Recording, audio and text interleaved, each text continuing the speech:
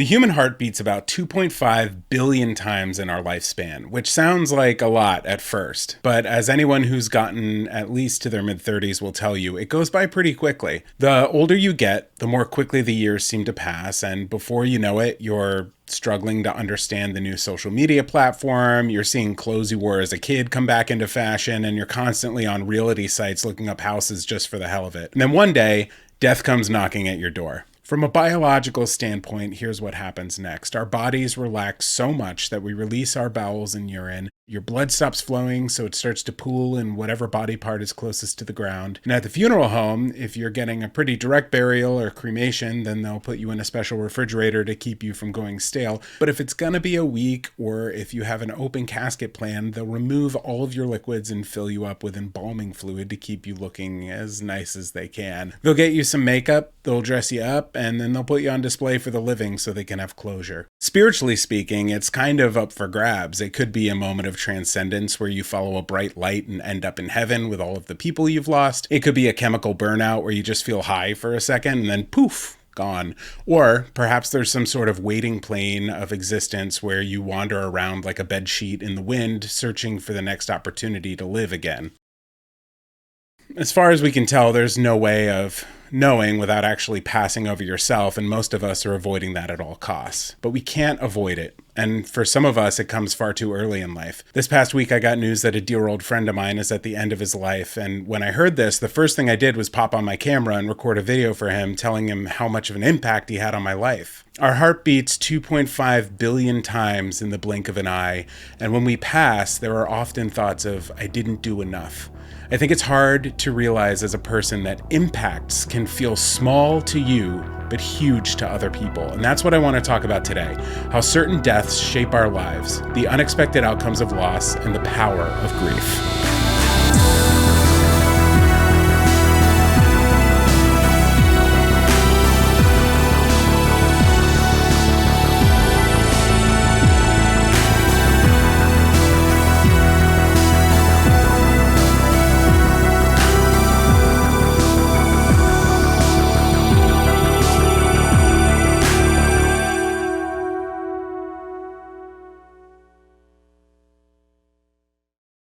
Good evening, world, and welcome to Haunting Season. I'm joined today by my co-host, Cody of The Living. Hello, Josh. Hey, Cody. And we also have our executive producer, Patrick, who we lovingly call Bubbsey. Hello, Josh and Cody. Bubsey's proud to be here. Hey. Good to see you, Bubs. Always a pleasure. Thanks for joining me, guys. Are you super excited to talk about death and grief today? Woohoo! Chomping at the bit, as they say, to get right down to the nitty-gritty and the grief city. What an intro, too, Josh. Man, 2.5 billion heartbeats in the average life. That, like you said, it's a big number, and at the same time, it really doesn't feel that big. It's, wow. I've never known that. It's interesting just to sit with that number. Yeah, you know, the first thing that came to mind when I saw that was when you buy a brand new digital camera, it'll tell you like the life expectancy of the shutter. So it'll be like, you know, oh, it's going to be good for 700,000 snaps, 700,000 Sure. pictures. And you kind of think like, wow, I just spent like $2,000 or whatever on this brand new camera, and I only have 200,000 or 700,000 photos to take. What am I going to take? You know, Yeah. It's kind of a Yeah. weird, Yeah. scary Yeah, we should get that thing. Well, we should be like presented that as soon as we're born. Like, hey, you're only given 2.5 billion. You just think you look had it, at the moment of birth, you had the capacity the to card, take in yeah, that. just implant it, and then you just carry this card around with you. When life got like pretty bad, or like, you know, you get a flat tire, you stub your toe, or something like that, you just pull out the card and be like, all right, this is really nothing. I've only got 2.5 billion heartbeats. You have had worse ideas. Oh yeah. Thank you guys so much for coming on the show and being willing to talk about this topic. It's a really tough one. I've experienced, and I think a lot of people have experienced in the past year, just like a weird amount of grief and a weird amount of loss surrounding a weird array of things. Like we feel lost for our friendships that we can't hug people in person, or like loss around, spending a year away from our parents or whatever it is, so it's a weird, challenging topic. And so I asked both of you to come up with a story reflecting on some part of the timeline of death, loss, grief. And mine starts with the moment of death and the few moments afterwards. So I think I should go first. Here we go. It's a cold March morning in Brooklyn. It's around 6 in the morning, and I'm sitting at my desk in my home office editing Haunting Season when a sound comes from my closet directly to my left. It's a sort of shuffling and then a thud, and I look down and I see Tom, the cat, and I laughed a little bit. "Oh, Tom, you big idiot," I thought, and then I went back to work. Cats fall all the time. You know, the old cliche, cats have 9 lives, so I think nothing of it, and I go back to editing. And after a moment, I don't remember how long, but I realize he hasn't really moved. And I look over, and his head is up, but his arms are splayed out, and his legs look weird, and he's looking around kind of like someone drunk is operating the cat puppet from Sabrina the Teenage Witch. And this isn't all too strange just yet. That's kind of Tom's MO. While my ex and I had just gotten him, Tom was a very old cat. And the story is kind of preposterous, and to keep it short, one day we get this text from her mom that says, "I'm putting your cat down when I get back from my trip. I'm sick of looking at him and buying cat food." Or something of that nature, which launches all kinds of conversations that result in us borrowing a car, driving to New Jersey in the middle of a massive snowstorm, and stealing the cat. I actually should use this as a setup for a horror story, and maybe that'll be my next one. But anyway, so Tom had been living in my office for a few months, and on this cold March morning, with my ex asleep in bed, I climb down onto the floor, eye level with Tom, and I see that his eyes are going 2 different directions, and he looks scared and confused. His head is going back and forth. I wonder if he's either blind or seeing double, but I can tell he's probably had a stroke. Nothing on his body is moving other than his head, and his front paws are bolted into the ground, holding on for dear life. I'm just totally unsure of what to do, so I lay there with him, and I look him in the eye, you know, one of them, and begin to pet him and tell him stories. I tell him about how much we enjoyed him being there. I thank him for his warmth and kindness. I tell him the story of when we rescued him from the evil mother-in-law on the top of the mountain. I just keep talking and telling him he's loved for about 2 hours until he finally passes away right in front of my eyes. And this was the first time I had witnessed death in any capacity, and I was startled by how quickly this warm, vibrant body became a cold and vacant shell. It really felt like a passing of a spirit from inside the cat to an invisible next plane. It was beautiful and a sad moment that only I witnessed, and I knew I would carry this moment for the rest of my life. So, the ex was still asleep, and I didn't really know what to do next, so I went back to editing my video. Yeah, I just kind of got back in my desk chair next to the dead cat body and started layering in sound effects for the latest and greatest Haunting Season. You know, so when she woke up later that morning, I had to break the news, and we decided it was better that she didn't see the body. So I was going to dig a grave in the backyard, call her out for a little funeral burial moment. Which there were 2 problems with that. 1, it was March and about 15 degrees outside, so the ground was frozen solid. And 2, the last tenants used the backyard as a dump when they refinished the bathroom. So it took forever to dig this cat grave that was maybe 3 feet deep. And because of the rocks and all the junk, it was only big enough to exactly fit a dead cat body. But there was no expansion happening. There was rock on the bottom, root on one side, junk on the other, and it just had been hours now of the cat laying in my office floor. So I thought it'd be a little tight, but it'll work. I grab an old pillowcase that we didn't care about, and I went into my office, and I don't know how else to say it, rigor mortis had set in. So here I am on the other side of the door, my ex waiting for the processional through the apartment, and Tom is stiff as a board, and he died with one paw out, like straight out, and the rest was curled pretty neatly into a crescent or fetal position, but this one paw was just straight out. So I'm now suddenly freaked out because I've never touched a dead thing before, maybe a mouse or a bird, but they were never stiff like wood. They were limp and cartoonish. This was really bizarre. So I reached out and I grabbed his extended paw and I start to peel him off the floor. And his bottom side is just as flat as the floor. And I'm holding him by this one paw and I slide him into the pillowcase and then tried to position him in my arms like he was limp and precious and to hide the fact that he's just like a frozen bag of chicken wings. So we go as a family unit to the little grave that I dug, and she says some words and I say some words, and it comes time to put him in this grave, and I realize that the damn paw sticking out is going to be a real problem. It's sticking out so far, he's not going to fit in the grave. So my ex is standing there crying, waiting for this to be over, and I squat near the grave with my body blocking the action, and I try to bend his paw in, and it slaps back out like a ruler on a school desk, just like brrrr. And I don't know what to do, and we're moments away from her asking what's wrong, and we're both freezing, and so I just mutter, "I'm so sorry," and with all of my strength, I force his little arm back against his body, shove him forcefully into the ground, and place a large rock on top of him to hold him in place, and just start quickly burying him. So about 3 hours later, I was on the phone with my dad, telling him about this whole experience, when he revealed that if I had just waited maybe another hour or two, the body would have gone limp again.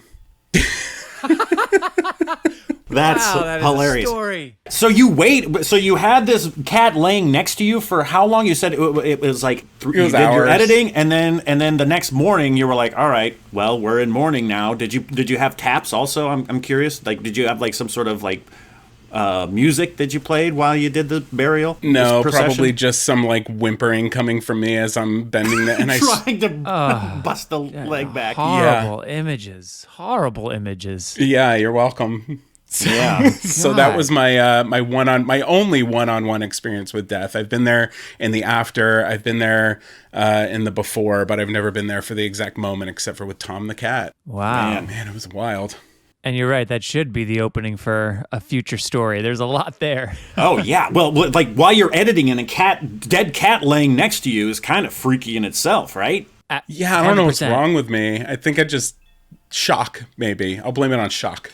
You get a text from the mother-in-law or whomever being like, "Hey, I can't look at this cat anymore. I'm putting it down." Like, whoa! I mean, talk about like a character introduction. So yeah, you got a lot. You got a lot there to work with. Yo, yeah, and there's a lot of background to that too. There were other texts like, "I gave away your dog," and then we had to go find the dog.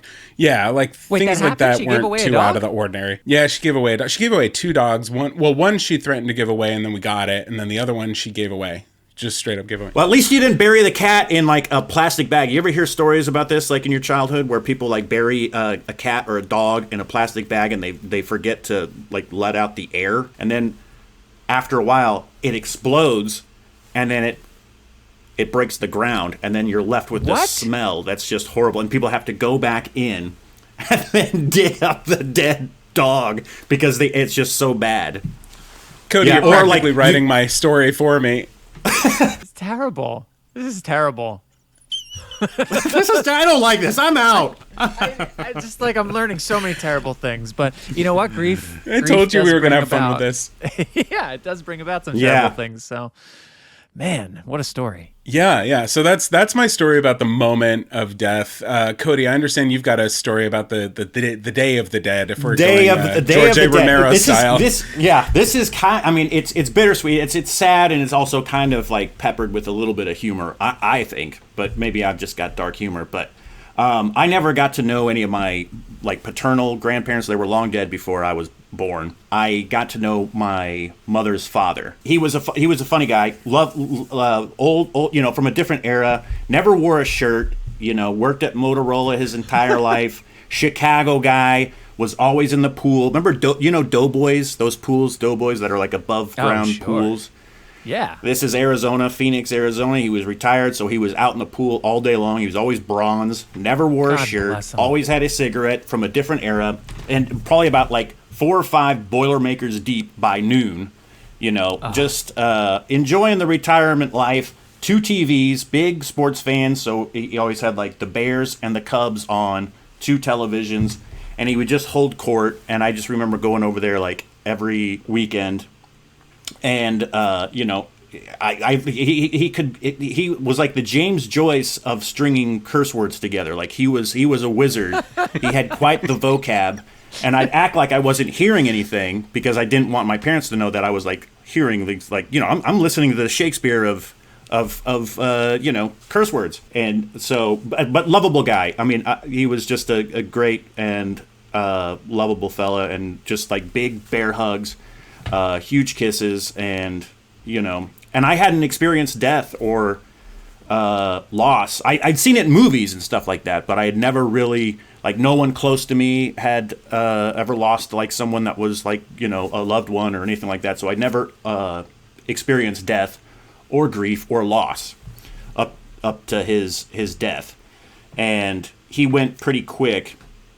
Like, he had diabetes and like kidney and liver problems, and it was just like within like 4 or 5 days, like he was in the he was hospitalized, and he wanted to get out of the hospital, and my mom and dad were going like every single night, and I kept on saying like, hey, can I go see Grandpa? And my mom was like, it's probably, you don't want to see him. Remember him, like, you don't want to see him like in this kind of condition, because I guess his skin had kind of turned color, and eyes and all that kind of stuff. So late one night, my parents came home, and I was in bed acting like I was asleep, but I could tell like there was just like this solemn kind of like, it just felt different when they came in, when I heard them enter the house and then walk down the hall. And then the next morning, my mom woke me up, and she was like, hey, good morning. Like, good morning. She's like, your grandfather passed last night. And I was like, oh shit, and I was a kid. So like I just immediately like thought like kind of more selfish kind of things, like I'll never be able to do see him. Also, I at the same time was thinking to myself, is there a way I can, because it was school season, is there a way I can stay home from school today? My mom was like, yeah, that's the real question. Right? So I should probably stay home from school today, right? My yeah. So what do I get? Yeah. Well, and so she's like, it's probably best if you go to school. So I was like, damn it, all right. But I sat there for a minute, and she's like, hey, just think he's playing baseball with Babe Ruth. He's playing baseball with all of his old, he's reunited with all his family members, blah, blah, blah. And I was like sad. It was like the first time it was just coming to grips with that. And then I walked down the hall into my parents' room, because they had the nice bathroom, and that's where I would take my showers and stuff like that. And so I walk in, and my dad goes, hey, come here. How you doing? I said, good. He goes, well, hey, happy birthday. And I was like, what? Oh, shit, it's my birthday. I totally forgot that it was like, oh, my God. Aww. So my mom came in, she's like, happy birthday. And she had this, like, door shirt. I was just getting into the doors. I was like, I was 9. I just turned 10. And so I was like, I didn't know what to do, because I got this gift. But then I was also like, my grandpa's dead. I don't know how to take this gift. I don't know how to just comprehend all this. So it was very strange. I think I cried, and then I got in the shower, and then I wore the door shirt. I had to go take the bus to school. I didn't tell anybody that my grandpa died, because I just didn't. And people are like saying, happy birthday, dude, happy birthday, happy birthday. And then I get to school, I'm just walking like a thin line of like, I'm going to lose it at any second, like trigger, where it's like, I feel like I'm going to cry at any moment, or just don't know what to feel. So I take off my chair, and there's like all this candy on my desk and a card. And I was like, my teacher knows that my grandpa passed, and now this is like a condolences kind of card. So I open it up, and it says, happy birthday. And I was like, oh shit. And it was like the strangest thing to have, like, be on the verge of tears, and then also being like, thank you so much for the birthday cheers and, birthday greetings and everything.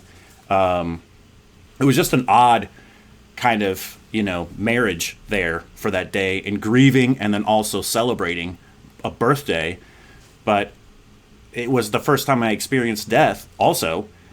And I just learned, like, gosh dang. And it's just like his death was pretty quick. It was like in the span of like 4 to 5 days.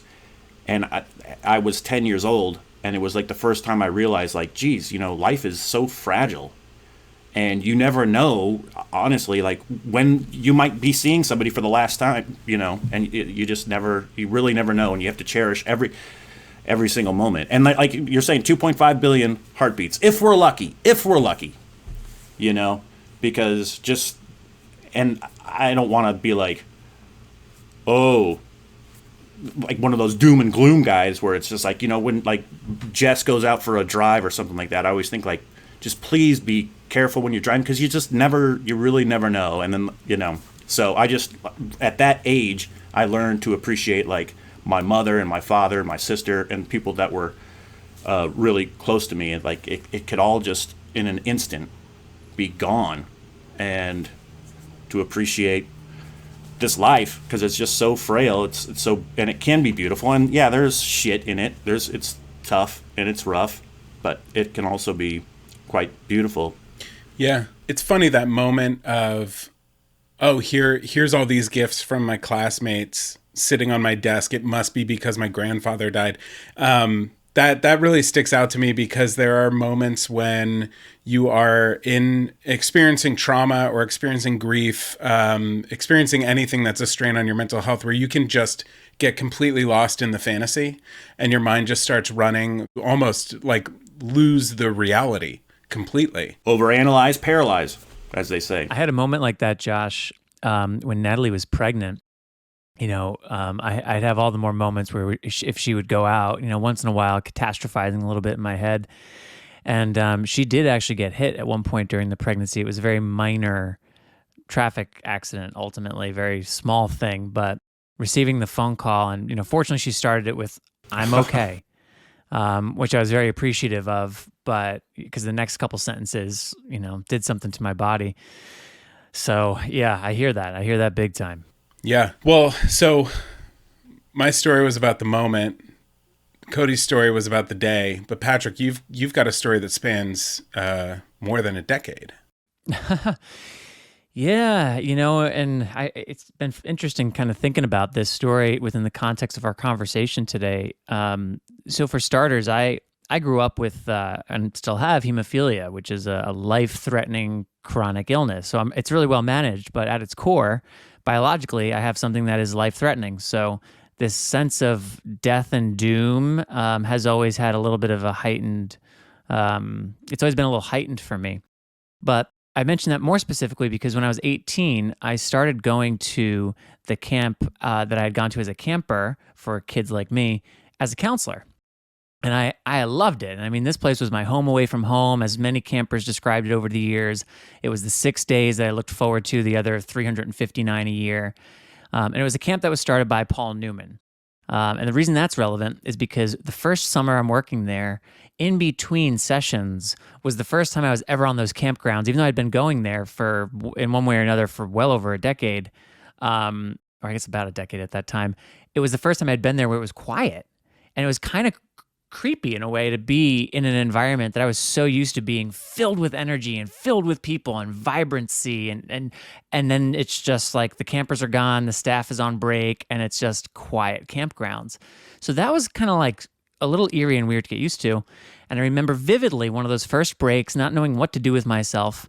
I opened a Time magazine that was just somewhere in some common area, because Paul Newman was on the cover and he started the camps and he's a storytelling role model of mine. And inside, it covered a bunch of different artists, including James Dean. And there was a line in there about all the great, what the great films that James Dean was in, and all the great films he'd go on to star in and direct. And I remember thinking, wow, he's getting credit not only for what he did, but he's getting credit for what he might have done, and not only in the discipline we know him from, but as a director. Wow. And it just got me thinking about when people die young, all the ways in which we try to cope with that, and the way we lionize and glorify. By the way, in true haunting season fashion, my printer behind me right now it's making sounds I haven't heard before and sequences I'm unfamiliar with. So I had a light flickering incident during Cody's story, in case it looks darker if you're watching on YouTube.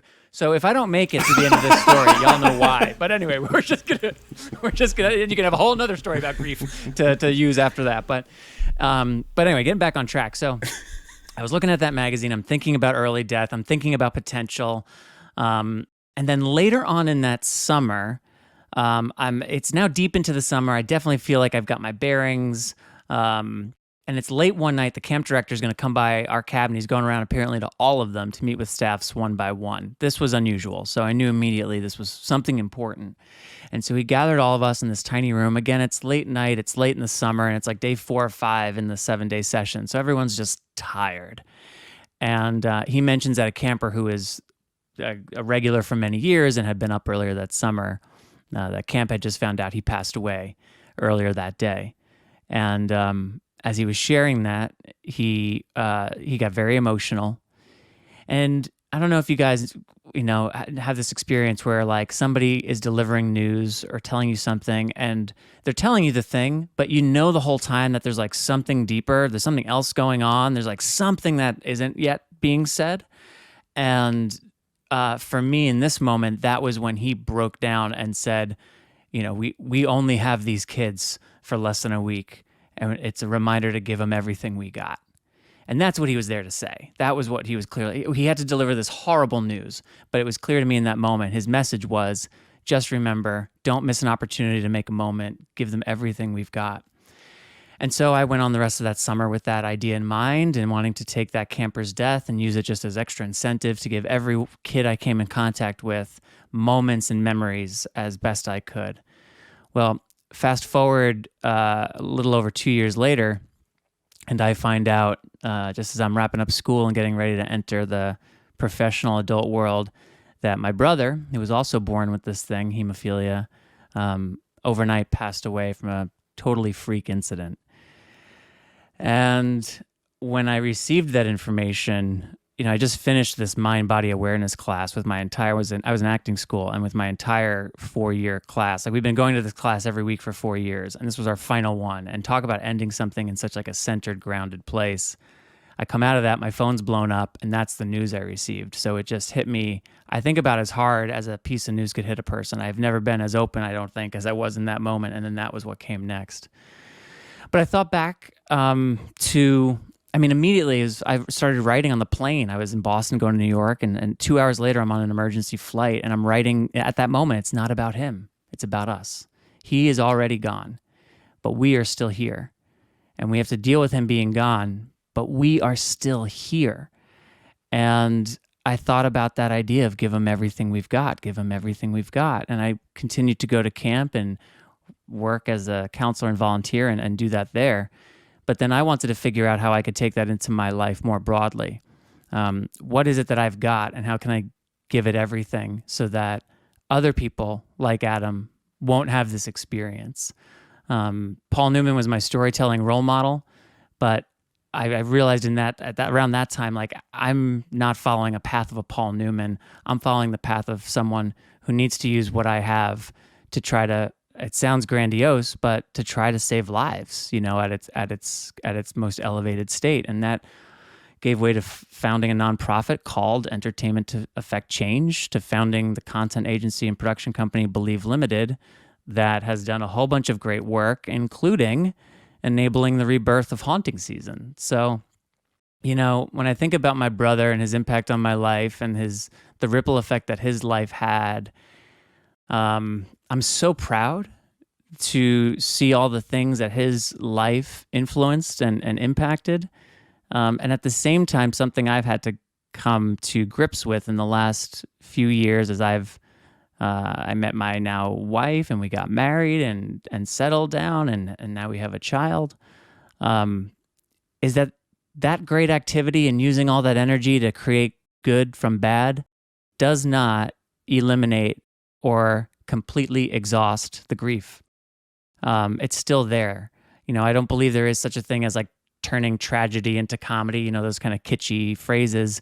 I think you can use the energy and you can use the story and you can use irony. There's ways that you can make the best of something bad. And I'd like to think that I've done about as well as I could to make the best of my brother's death.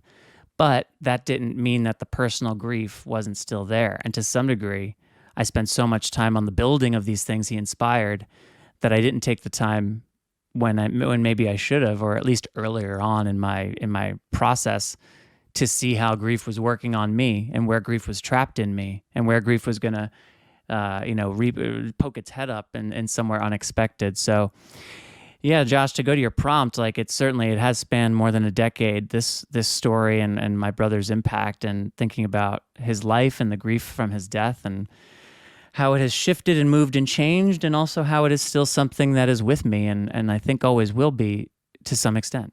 Yeah, and for me, it all boils down to that word impact, because as I was writing the beginning of this episode, I was realizing, and as I was talking to my friend who's in the process of passing away, which is just such a weird thing to think about, to know that your time is limited and to know that your friend's time is limited, that impact. I made a video for him saying, like, you changed the trajectory of my life when I met you. And he had no idea. He just had absolutely no idea. And that those impacts can feel so small to us and just be huge and long lasting. Adam will never know.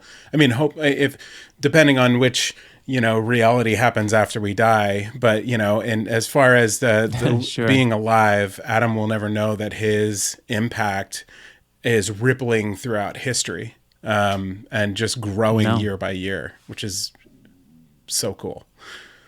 Yeah, very much so. So thank you for giving us the chance to share these stories in this context. And it's cool too to hear, you guys share intimate experiences with grief, and it helps. It helps normalize it for me. I feel less like, oh, this is something I'm carrying and worry about and think about. It's really nice to be able to bounce these stories off each other. So thank you guys for creating the space for it and for inviting me to be a part of it. Thank you, Patrick. Yeah. That your story is inspirational. Yeah, thank you both for being vulnerable. And for everybody listening, grief is a common human thing that we all share. If you've got a grief story and you're holding on to it and you want to get it out, I look at haunting season as a community. So feel free to share whatever you want in the comments. I'll reply to everything. Thanks so much for watching. We got 2.5 billion heartbeats left. Yeah, we'll be back next week. And yeah, roll the credits.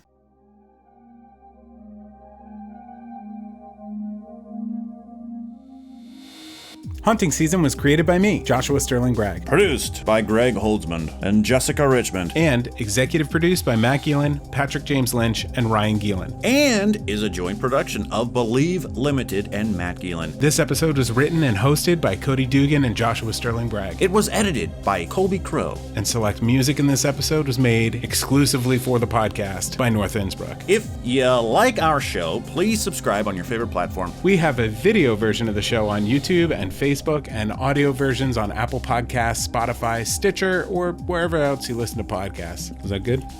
Oh boy.